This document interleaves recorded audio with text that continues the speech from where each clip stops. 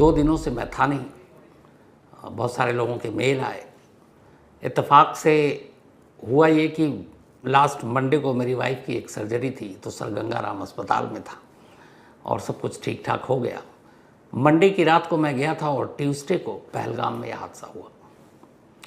पहली खबर मुझे हॉस्पिटल में ही मिली थी और उस वक्त शुरुआत में तो इतनी बड़ी खबर नहीं थी। पहले यह था कि कुछ लोग घायल हुए, लेकिन जैसे जैसे वक्त बीता फिर खबर आई, फिर जो लोग मारे गए बेकसूर निहत्थे 26 तक उनकी गिनती पहुंची।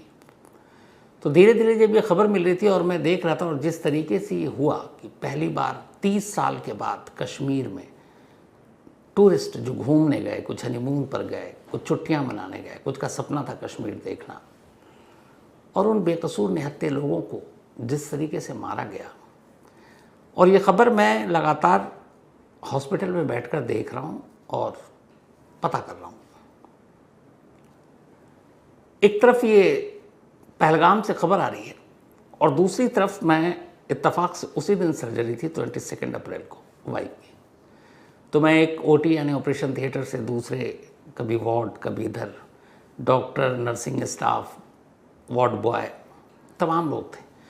तो उसमें से बहुत सारे क्राइम तक फैमिली मेम्बर भी थे, बहुत सारे लोग थे जो पहचान गए।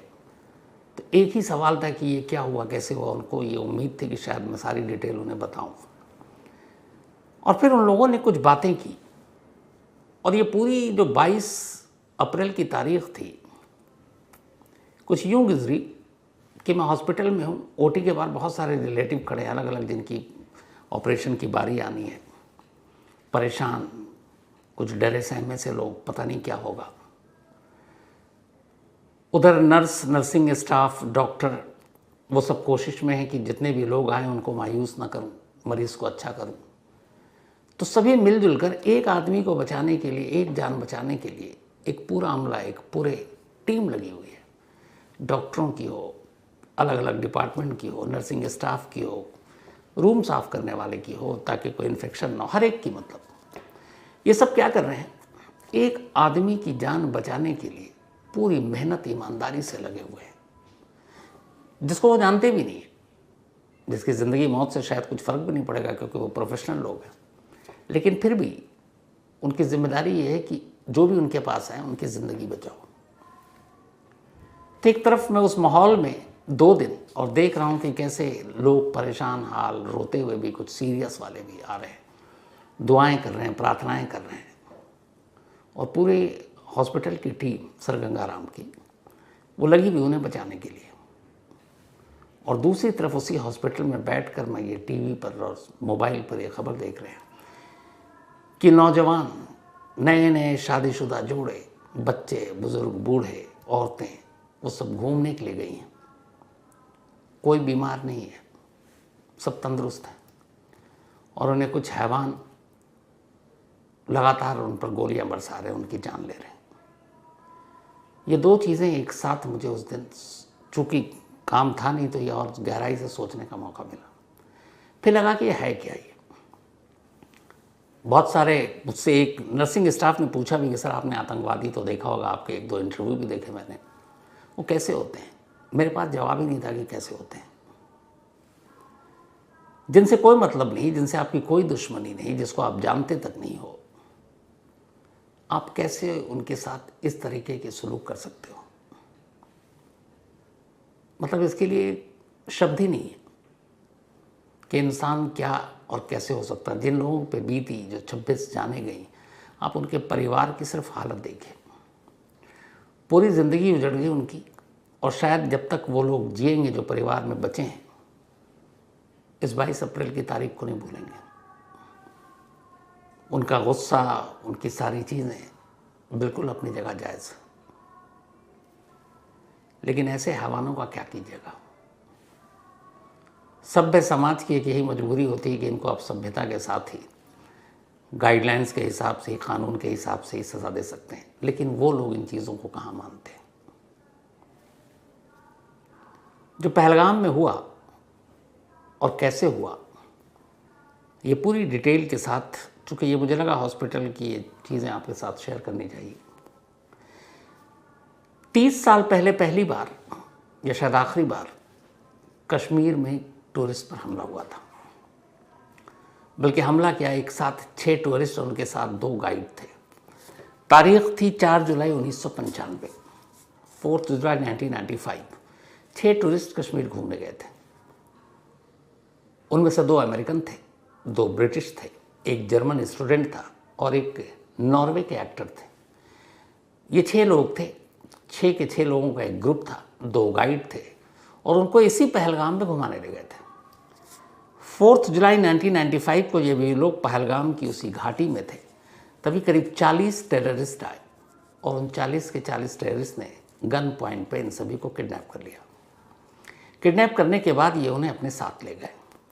इसके बाद उन्होंने सरकार से मांग की कि अगर उस वक्त जैश ए मोहम्मद का सरगना मौलाना मसूद अजहर, जिसे बाद में कांधार में छोड़ा गया था, उस वक्त वो जेल में था।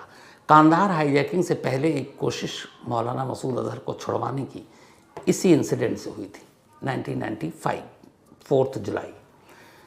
तो इन 6 विदेशी टूरिस्ट के बदले में आतंकवादियों को लगा इसमें अमेरिकन भी हैं, ब्रिटिश भी हैं, जर्मन भी हैं, नॉर्वे के भी हैं, तो भारत सरकार पर दबाव पड़ेगा और वो छोड़ देंगे, तो ले गए उठाकर। इसके बाद नेगोशिएशन शुरू हुई, बातचीत शुरू हुई, लेकिन महीना बीत गया, कुछ ब्रेकआउट हुआ नहीं। 13 अगस्त 1995 को फिर पहली बार जो नॉर्वे के एक्टर थे हैंस क्रिश्चियन ऑस्ट्रो, इनकी लाश पहलगाम से दूर एक जगह पड़ी हुई मिली। सर गायब था, सर कहीं और पड़ा हुआ था। 6 टूरिस्ट में से एक को मार दिया गया था। इसके बाद अब और तेज़ी आई बातचीत के लिए, बहुत सारे बीच में मीडिएटर भी पड़े, पर कोई फ़ायदा नहीं।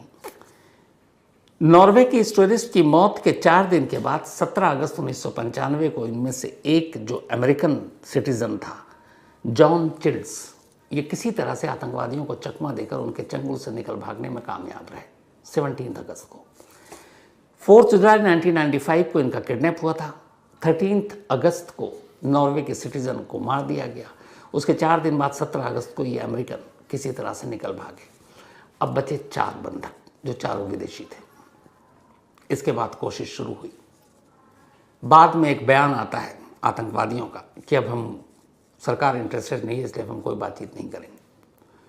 95 की वो तारीख है, आज 2025 में हम बैठे हैं, 30 साल हो गए हैं। बाकी के 4 बंधकों का क्या हुआ आज तक किसी को नहीं पता। बट यही है, क्योंकि वो कभी लौट कर गए नहीं घर, कभी अपने फैमिली से बात नहीं की, तो इशारा साफ था। उन 4 के 4 लोगों को मार दिया गया। इसके बाद एक ऑपरेशन चला था उसी अनंतनाग डिस्ट्रिक्ट पहलगाम के इर्द गिर्द के जंगलों में, पर कोई फ़ायदा नहीं हुआ। 30 साल के बाद इसी पहलगाम में 22 अप्रैल को 5 से 6 आतंकवादी उस जगह पर पहुंचते हैं जो पहलगाम का सबसे खूबसूरत टूरिस्ट स्पॉट है। यहाँ पे सैलानी अमूमन चाय पीने, कहवा पीने, कोल्ड ड्रिंक लेने, रिफ्रेशमेंट लेने के लिए आते हैं। वहाँ कुर्सियाँ भी होती हैं, आप बैठे हैं, थोड़ा पास में नहर बह रही है, उसे देखें, खूबसूरत मंजर है। कई बार मैं इस जगह पर गया हूँ पहलगाम में। तो 22 अप्रैल को भी ये लोग पहुँचे थे और अचानक गोलियाँ चलने लगती। ये लोग कौन थे, कैसे आए, जो अब तक की इन्वेस्टिगेशन हुई है वही कहानी आज आपके सामने है। असल में ये जो पहलगाम का एरिया है, इसके इर्द गिर्द चारों तरफ जंगल ही जंगल है, और जंगल भी ऐसे नहीं, घने जंगल। इन जंगलों के ऊपर की खासियत यह है कि सर्दी के महीने में यहाँ बर्फ़ पड़ती है, 10 फुट गहरी तक बर्फ़ हो जाती है। तो सर्दियों में इस बर्फ़ के बीच में रहना बड़ा मुश्किल होता है इंसानी ज़िंदगी का। टेररिस्ट के लिए सबसे सेफ जगह मानी जाती है जंगल, और ये जंगल भी इतना फैला हुआ है कि ये पहलगाम से होते हुए अनंतनाग डिस्ट्रिक्ट के त्राल तक चला जाए। तो जब सर्दी पड़नी शुरू होती है तो इस जंगल में जितने भी आतंकवादी पनाह लिए होते हैं वो नीचे उतर जाते हैं। कुछ जो सरहद पार से आते हैं वो सरहद पार लौट जाते हैं।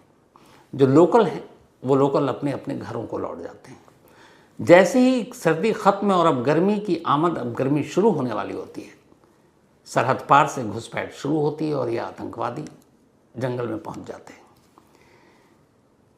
इनकी पूरी ट्रेनिंग ऐसी होती है कि न ये सड़क का इस्तेमाल करते हैं, न गाड़ियों में चलते हैं, क्योंकि इन्हें पता है कि कश्मीर घाटी में जगह जगह नाकाबंदी है, वहाँ पे फोर्सेस लगी हुई हैं और आप पकड़ में आ सकते हो। तो इनकी ट्रेनिंग इस बात की होती है कि जब तुम सरहद पार से जाओगे तो तुम्हें पैदल चलना है और ये पूरा सफ़र पैदल ही काटना है। और इन्हें जंगलों में चलने की ट्रेनिंग दी जाती है और साथ ही ये भी कि जंगल में कैसे तेज़ कदम से आप चलोगे ताकि जो बाकी फोर्सेस हैं उनसे तुम आगे रहो, क्योंकि जंगल और इस पहाड़ पर गाड़ियाँ तो चल नहीं सकती। तो आपके पीछे अगर पुलिस या मिलिट्री या फोर्स भी लगी होगी तो वो भी उसी तरह से आपके पीछे पैदल पैदल आएगी। तो इनको बाकायदा पैदल चलने की ट्रेनिंग दी जाती है।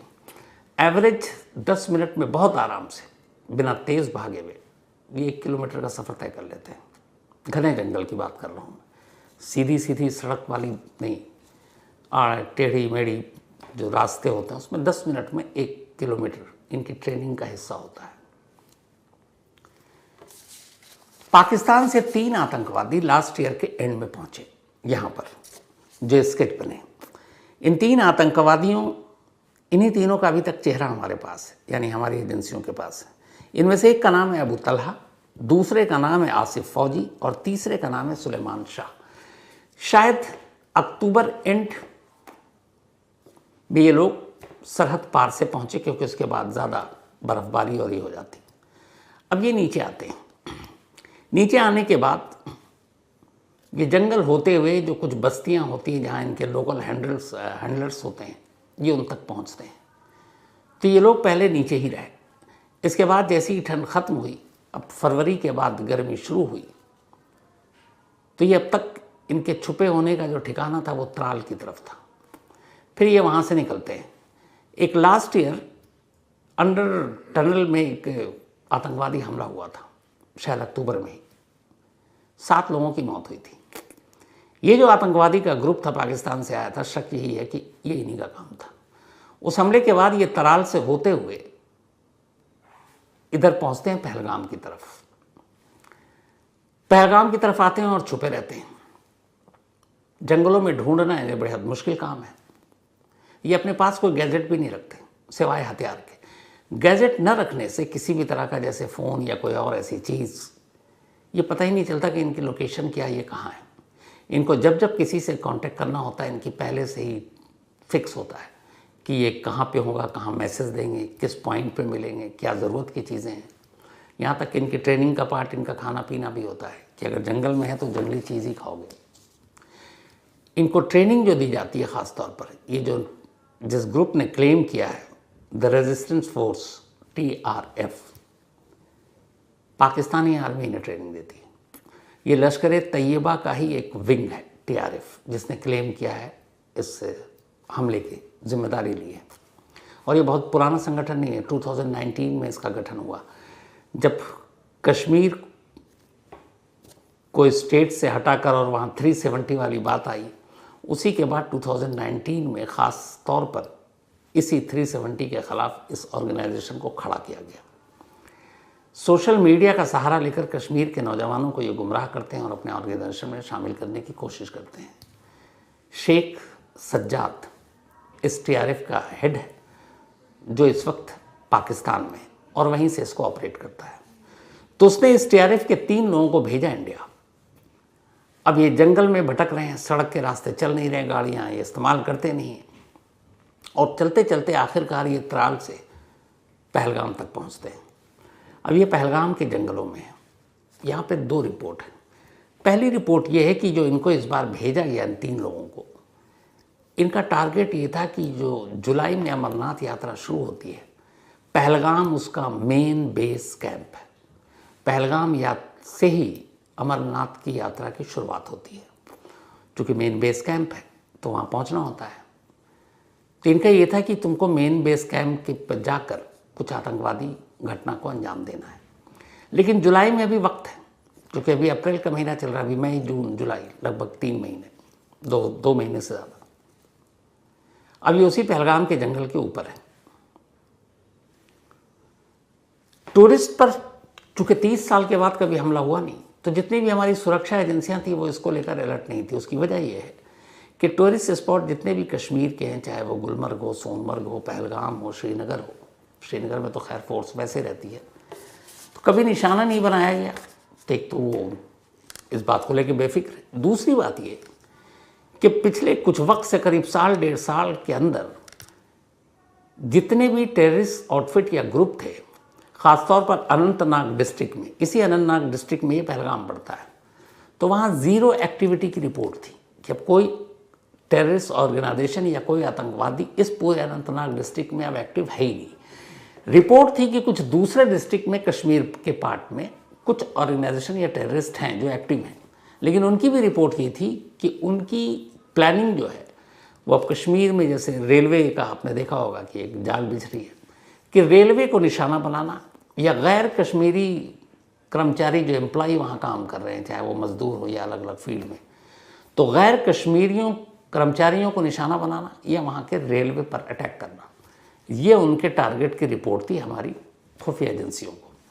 लेकिन अनंतनाग डिस्ट्रिक्ट की तमाम खुफिया एजेंसियों के पास ऐसी कोई रिपोर्ट ही नहीं थी कि किसी टूरिस्ट स्पॉट को भी निशाना बनाया जा सकता है। और 95 का जो आपको इंसिडेंट बताया विदेशियों का, उसके बाद से बहुत कुछ हुआ, बहुत सारे आतंकवादी हमले हुए कश्मीर में, लेकिन टूरिस्ट स्पॉट को निशाना नहीं बनाया गया, टूरिस्टों को निशाना नहीं बनाया गया। उसकी वजह एक ये भी है कि इसमें 3 पाकिस्तानी थे, लेकिन साथ में 2 लोकल कश्मीरी टेररिस्ट भी इन्वॉल्व थे।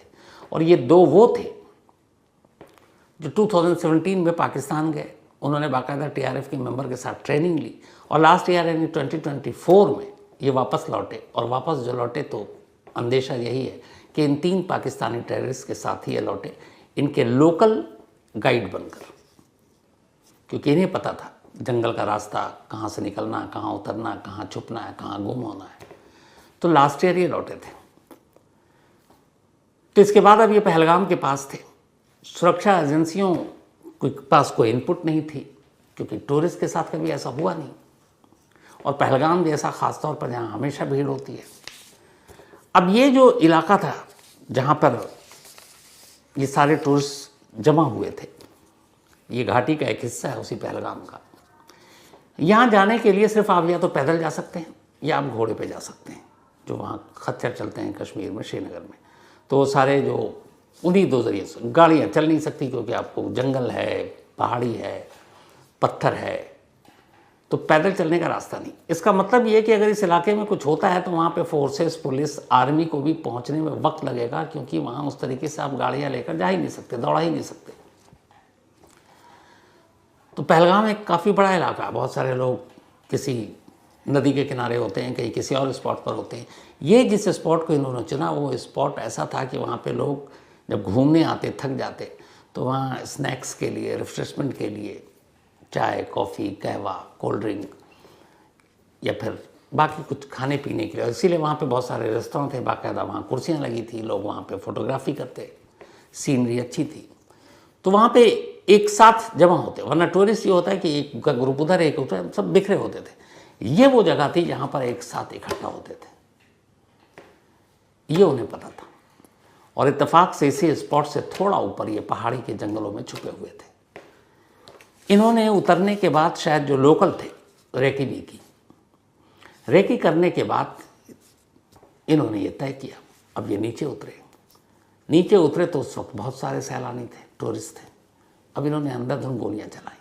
एक नया ट्रेंड ये हो गया कि आजकल टेररिस्ट अटैक के दौरान जो टेररिस्ट होते हैं वो बॉडी कैमरा लिए होते हैं, बॉडी कैमरा पहने होते हैं, अपने हथियार पर कैमरा लगा देते हैं, ताकि वो जो कर रहे हैं वो शूट कर सकें। एक तो शूट कर रहे हैं और दूसरा कैमरे में शूट करें, इसलिए करें ताकि आगे चलकर उसका प्रोपेगेंडा कर सकें, प्रचार प्रसार कर सकें अपने संगठन का। तो यहाँ भी ये लोग लेकर चले, बॉडी कैमरा भी था, इनके गन पे भी कैमरा था, हथियार पर। लेकिन सोशल मीडिया पे जो बहुत सारी तस्वीरें आ रही हैं इस शूट आउट के बाद की, उनमें से उस बॉडी कैमरे की तस्वीरें शायद नहीं है। सुरक्षा एजेंसियों का कहना है कि वो सब दूसरी तस्वीरें हैं। टेररिस्ट के बॉडी कैमरा या फिर उनके हथियार से लिए गए वो तस्वीर नहीं है। अब जब ये शूट कर रहे थे तो चूँकि बहुत सारे वहाँ पे लोग थे जो वहाँ के कर्मचारी थे, मुलाजिम थे, वो भी थे, लोकल कश्मीरी भी थे, गाइड भी थे, घोड़े वाला भी था, सैलानी भी थे, तो आपस में बात भी कर रहे थे ज़ोर ज़ोर से गोली चलाते वक्त। तो जो बात कर रहे थे 5 लोग, उनमें से 3 की बोली और भाषा एक जैसी थी और 2 की एक जैसी थी। जो 3 मेन टेररिस्ट बात कर रहे थे वो उर्दू में बात कर रहे थे, वो उर्दू जो पाकिस्तान में बोली जाती है, वैसी उर्दू हमारे देश में भी नहीं बोली जाती, इंडिया में। तो उनकी बोलचाल से वहाँ के लोकल कश्मीरी को ये पता चल गया था कि ये पाकिस्तानी है और ये कश्मीरी नहीं है। लेकिन जो दो बाकी थे, जो बाकी बचे हुए दो, वो बात कर रहे थे कश्मीरी, और वो भी लोकल कश्मीरी। तो बाकी जो वहाँ पे लोकल कश्मीरी थे, उन्होंने उन दोनों की बोलचाल से ये पकड़ लिया कि ये लोकल है। इसीलिए इंसिडेंट के बाद जब पूछताछ हुई और सारे चश्मदीदों को बुलाए गए, तब पहली बार ये खुलासा हुआ कि इस अटैक में 2 लोकल मिलिटेंट शामिल थे और वो दोनों कश्मीरी थे, जबकि 3 पाकिस्तानी थे। और फिर चश्मदीदों के हवाले से ही उनके स्केच बनाए गए। अब ये सब हो गया, लेकिन इसके बाद क्या हुआ? जब ये हमला हुआ, मुश्किल से 10 मिनट में उन्होंने अंधाधुंध गोलियां चलाई, और 10 मिनट के बाद ये जिस रास्ते से आए थे उसी रास्ते से उन्हें पता था कि 10 मिनट के बाद यहाँ पे फोर्सेस भी पहुँचेगी, बाकी चीज़ें भी होंगी। तो उसी पहलगाम से उसी जंगल के अंदर दाखिल हो गए, और जंगल के अंदर घुसने के बाद ये वहाँ से गुम।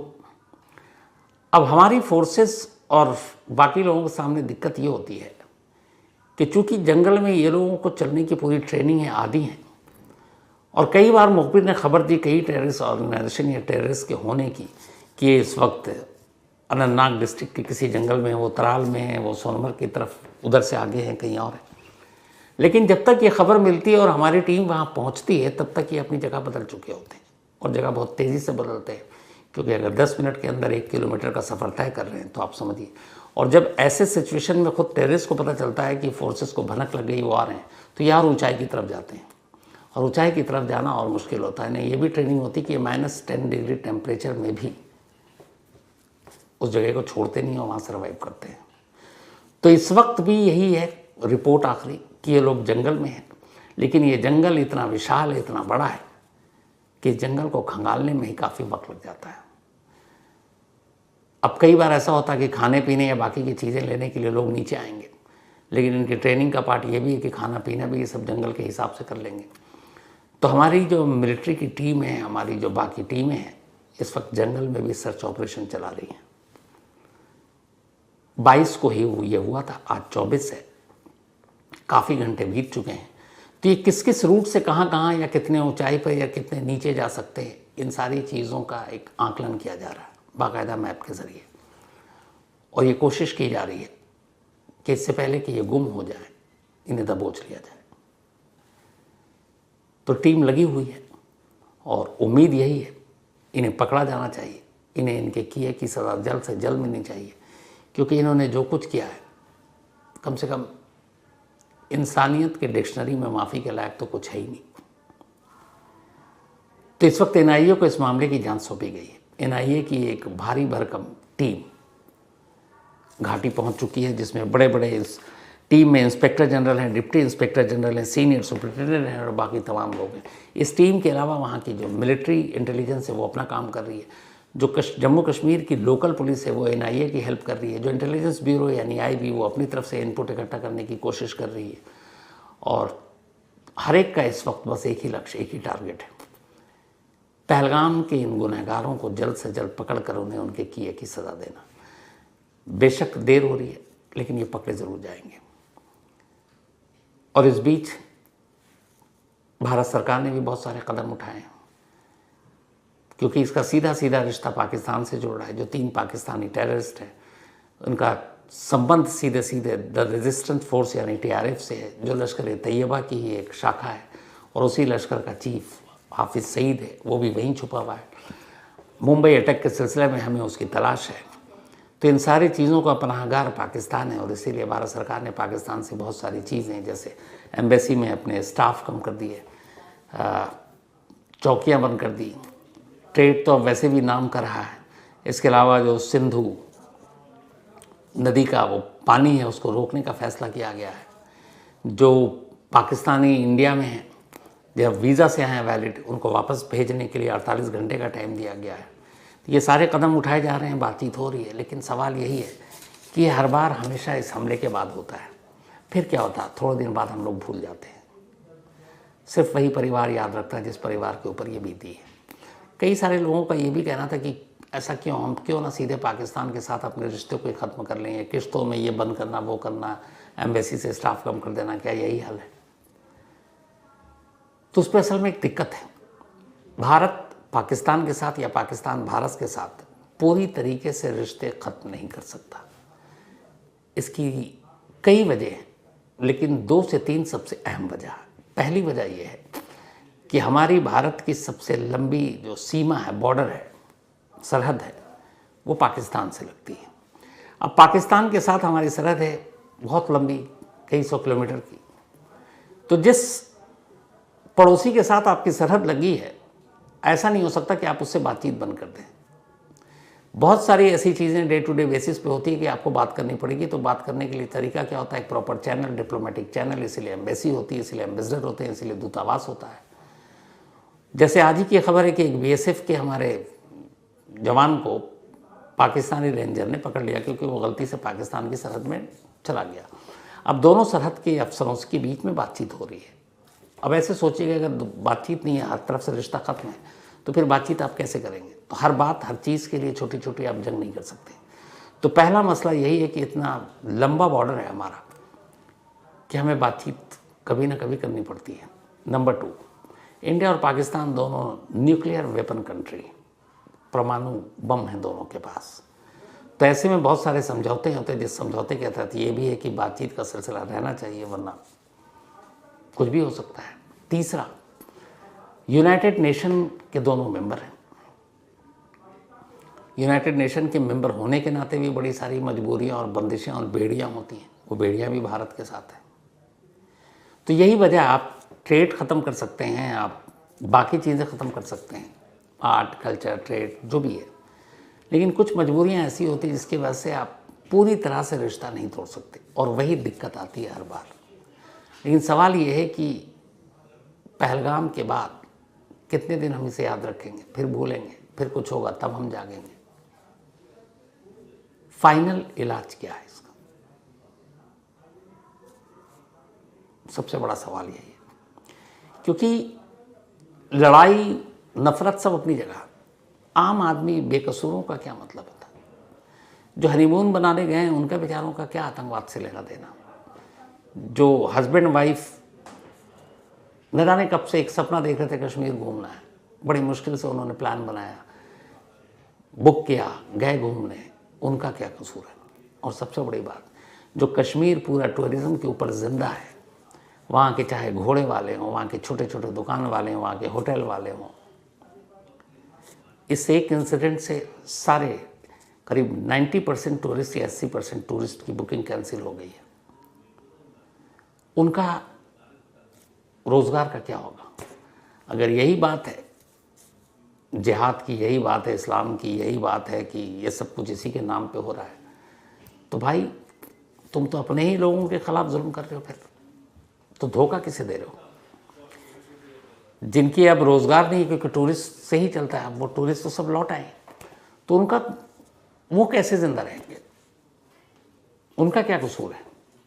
वो रो रहे हैं, और किसकी वजह से रो रहे हैं? उन लोगों जैसे मुट्ठी भर लोगों की वजह से। तो इसीलिए ना वो किसी के अपने हैं, ना किसी के सगे हैं, ना उन्हें किसी के दुख से मतलब है, ना उन्हें किसी के सुख से मतलब है, उन्हें बस खून से मतलब है। और ऐसे लोगों को इंसान कहना भी इंसानियत की तौहीन है। बस दुआ यही है कि ये जो गुनहगार हैं ये जल्द से जल्द पकड़े जाएं, और इन्हें इनके किए की सज़ा ऐसी मिले कि फिर एक सबक हो। तो बस आज इतना ही। अब आपसे मुलाकात होगी कल रात 9 बजे किसी नई कहानी के साथ। तब तक अपना और अपनों का ख्याल रखिएगा। Thank you very much.